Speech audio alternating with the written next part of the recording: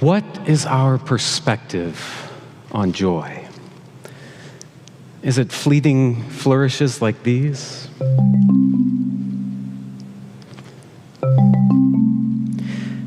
Or is joy a more enduring pattern?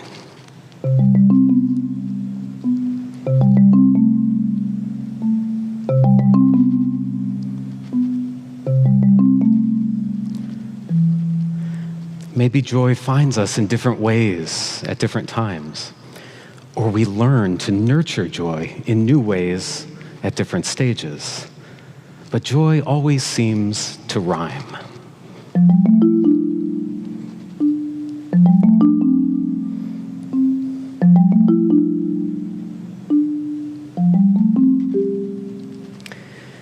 In life's flurry of inevitable struggles and pain, joy has been likened to a pedal note.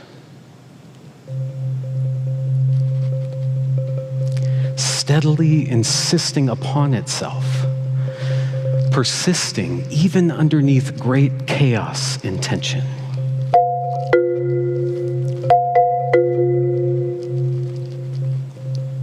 Underlying the unimaginable and humming hope for what is possible. Accents of new life sounding within and grounding us even amid great sorrow.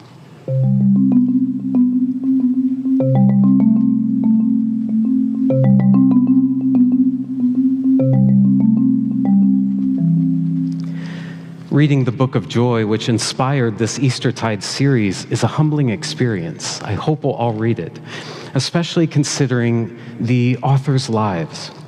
The late, great Archbishop Desmond Tutu, a key force in ending apartheid in South Africa after decades of struggle, and His Holiness the Dalai Lama, exiled for over half a century from his native Tibet. Their authentic exuberance is not easy or superficial, but burnished by the fires of adversity and oppression. Joy for these two towering moral leaders and the people that they led and lead was a means of survival and resistance. Two different lives, one Buddhist, one Christian, one whisked away at just 2 years old from his home to live in Lhasa when identified as the 14th Lama reincarnate. The other, born just 2 hours southwest of Johannesburg. Childhood illnesses so severe he was not expected to survive. Two different lives, but that would learn to transform joy from an ephemeral state into an enduring trait, from a fleeting feeling into a lasting way of being. Discovering more joy, said the Archbishop, does not save us from the inevitability of hardship and heartbreak. In fact, we may cry more easily, but we will laugh more easily too. Perhaps we are just more alive. Yet as we discover more joy, we can face suffering in a way that ennobles rather than embitters. We have hardship without becoming hard. We have heartbreak without being broken. Joy has this sustaining quality regardless of external circumstances. Even in sorrow, it helps us say still, you know what? I am home.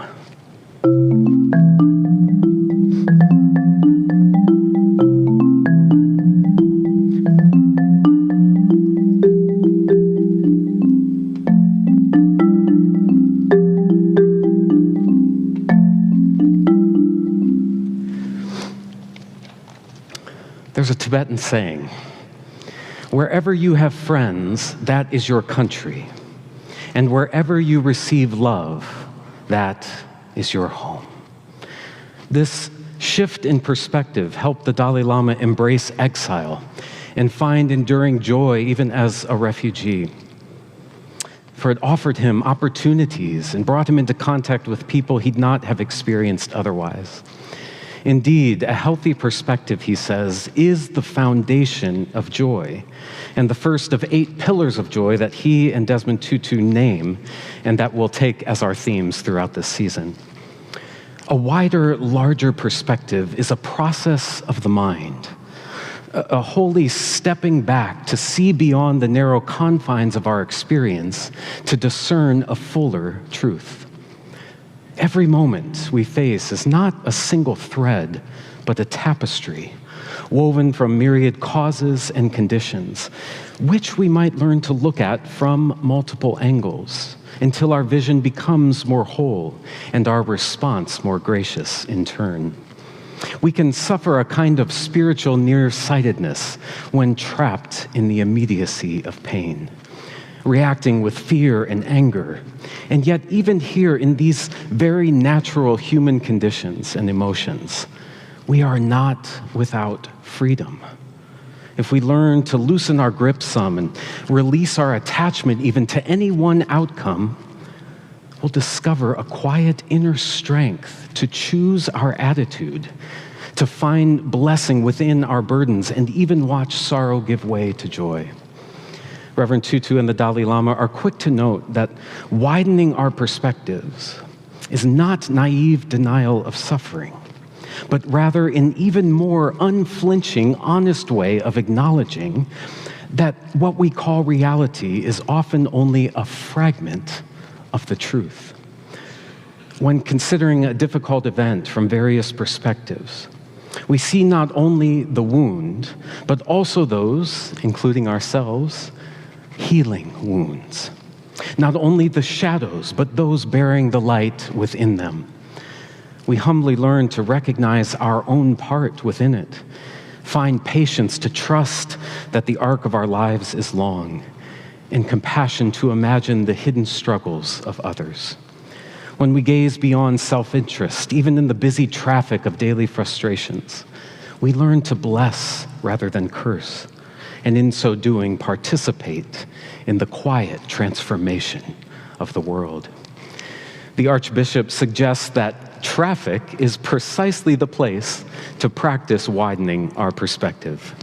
We can either allow the frustration to eat us up or begin to wonder about the lives of those around us. What might they be facing right now? What major life event is this traffic making them late to? Watch accents of joy reappear with a broadened perspective, even as they pull up to us on the shoulder.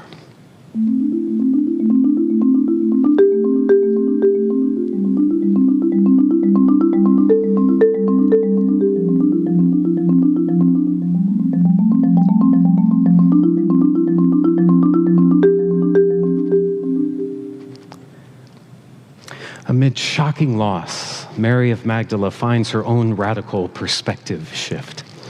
Why does she go to the tomb? Sheer grief, a longing to be close to Jesus even in death, concern that Jesus' body, already disgraced, would be degraded further or stolen?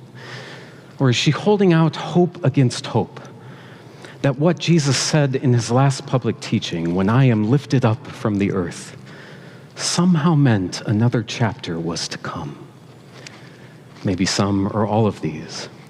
But early that Sunday morning, Mary is still living what Palestinian Christians today call the Long Saturday, the time of crucifixion and death before the liberation and truth of Sunday's good news is fully realized.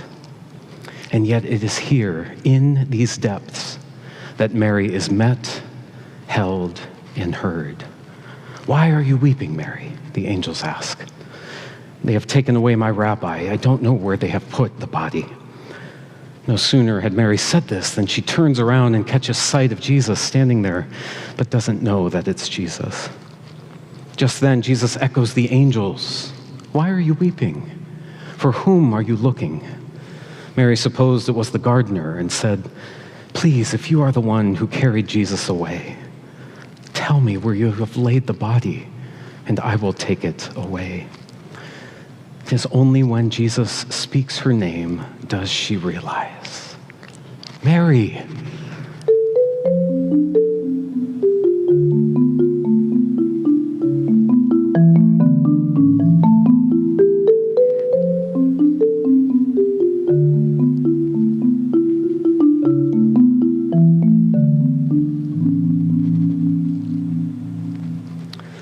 hear our true names called by the beloved, to hear our true names affirmed, though the world denies, erases, or legislates them, dead names us, purposely misgenders us, or permits conversion therapy again. God sees and God names what is true, and then smiles when we discover our true names too. How many times had Jesus spoken Mary's name, and why was this time so different? Well, what is apparent about Jesus that first Easter morning is not that he has simply come back to life, but rather represents a new kind of life altogether. People encountering this risen one will note the scars of crucifixion still on his body, perhaps as if to say that while everything we've experienced has indeed formed and informed who we are, not everything has to define us for all time. Wounds become scars. We heal. Sometimes the worst thing is not the last thing. This is not a naive perspective, but a perspective that makes room for hope and joy. Have we seen the sobering video of Hamid Reza Afaride, the Iranian music teacher? He is sitting among the bombed rubble of the children's music school in Tehran that he and his wife spent years building. In this video, he plays on a kamancha, this ancient Persian lament.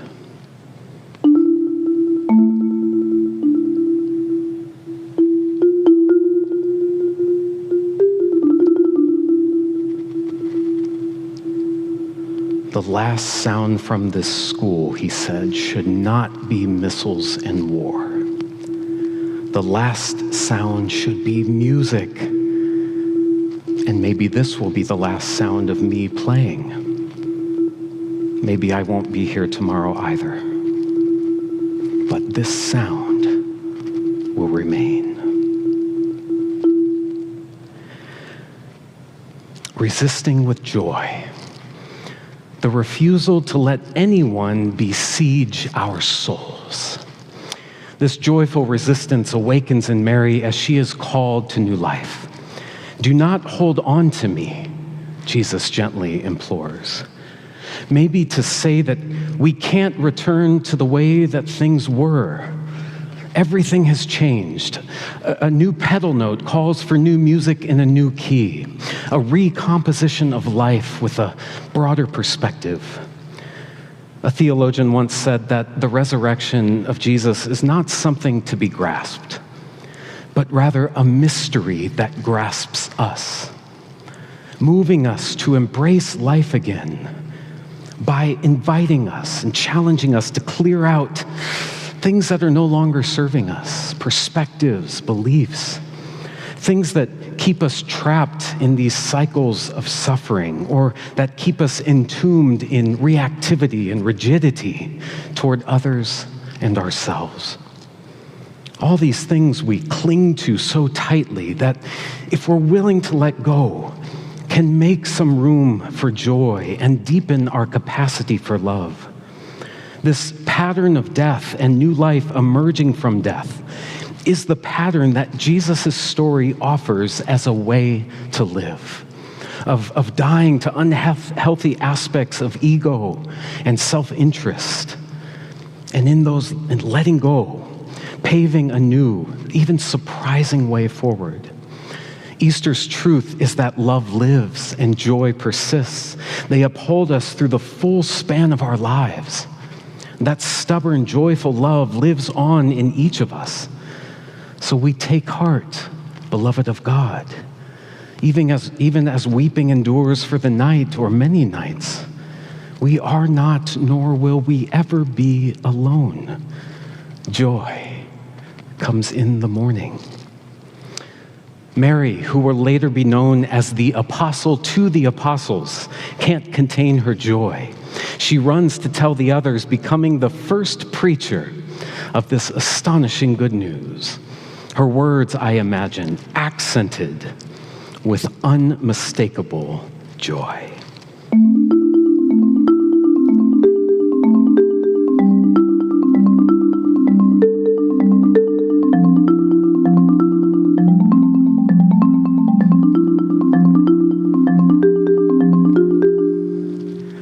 A gift beyond words, Mary offers the disciples.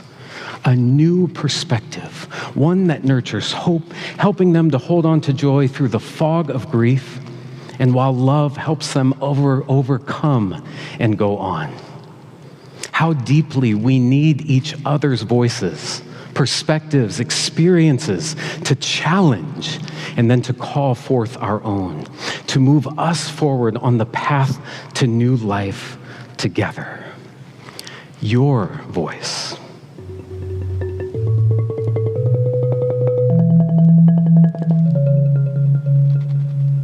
Added to yours.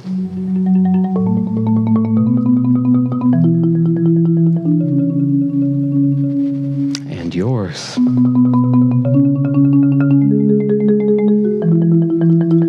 And ours. Listen to harmony blossom.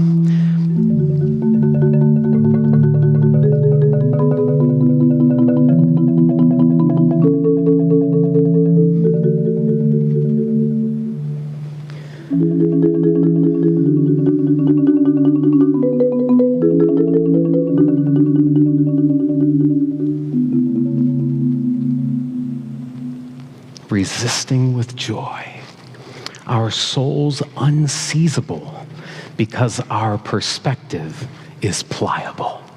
A living love breathing through us in ever fresh ways, inspiring our steadfast care of each other, drawing us closer when forces prefer us divided and bitter, drawing us into communities like this where people can realize, you know what?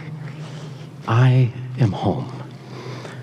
Amid dangerous dehumanization of this time, genocidal threats and campaigns against entire civilizations, we rehumanize each other by bearing witness to the truth of everyone's dignity and worthiness.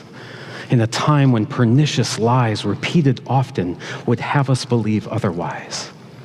We keep resisting the degradation of our shared moral fabric and insist on more excellent ways born of love and born of justice, which is what love looks like in public. We keep finding ways to show up for our neighbors and to know our neighbors better, to see if there are needs yet to be met. We tend our friendships. We love our families and hold on to whatever enlivens new life within us. And we refuse to give up our joy. Its pedal note is our resistance, persisting through the worst and summoning every expression of love.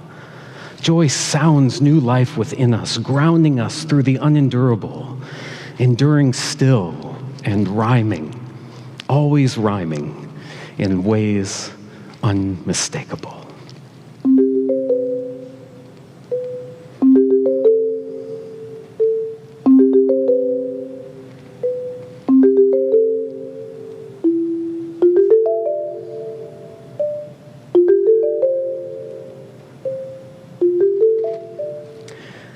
May we know joy, and may we know it abundantly. May it be our means of survival and the sustainer of our resistance and our song. Amen.